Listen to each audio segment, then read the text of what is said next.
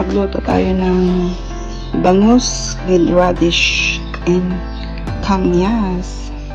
Luto tayo sa kamyas. Sinigang na kamyas with pichay. Ganito ang luto natin. Lagyan natin ang kamyas dito sa ibabaw muna. Ayan.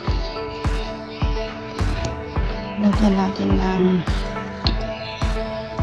wala tayong siling green kaya optional na lang yan. Pwede yan. Tapos lagay natin yung bangus.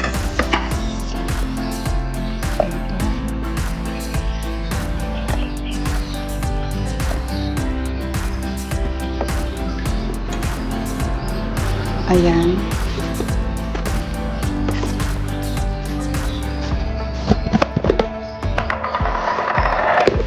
Lagyan natin ng asin,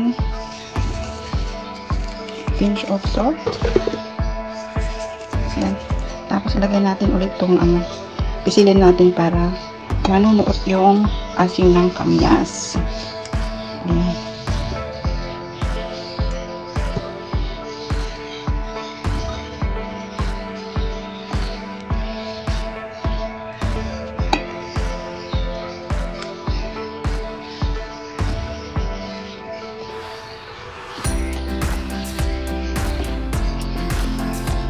Yung mapasalo.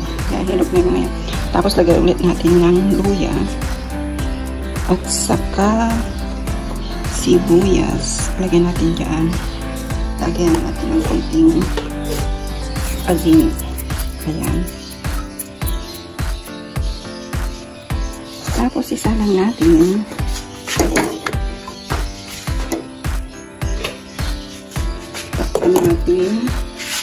huwag mo na lang lagyan ng tubig.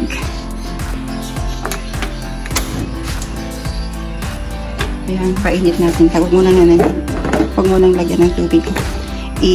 I-dry muna natin sa i-dry muna natin saka natin lagyan ng tubig para hindi siya malangsa. Ganyan. Dry muna natin. Buksan na natin. Check natin. Ayan. Yung bangus nagputi na siya. Okay na. Nagtubig na yung yung kalamansi. Kaya pwede na natin ilagay yung tubig. 2 cups of water ang lalagay ko.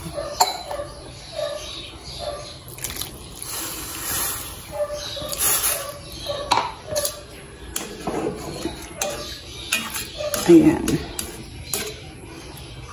Tapos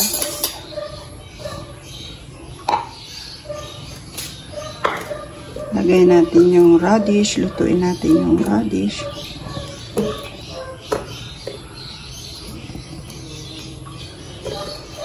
Mamaya natin lagay yung pichay. Pagkatapos, pag okay na yung radish. Ayan. Takpan natin. Pakuluin muna natin. Hanggang sa Tapos yung pichay yung susunod. Ayan, maging milky siya. Nilagyan ko ng paminta ng konti para may anghang. Wala kasi akong sili na green. Ayan, milky na siya. Ayan o. Pag naging milky na siya at malambot na yun, pwede na yung radish. Lagyan na natin ng patis. 2 tablespoon of patis. 2 tablespoon. Ayan, pampalasa. Lagyan natin ng magic sarap. Kunti lang. Para medyo sarap-sarap yan. Ayan. Okay na. Yummy.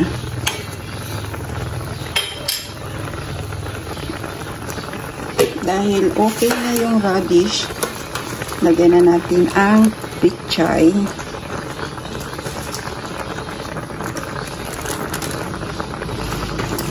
Ang pichay. Madali lang naman maluto. Ayan, puno. Ilubog natin ng konti para maluto. Ayan, mai-steam naman yan pag tinakpan natin. Mamaya natin ilubog pag okay nang mai-steam na. Okay na siya. Luto na. Oh, di ba? Yummy. Eating time. 12 o'clock na. Thanks for watching.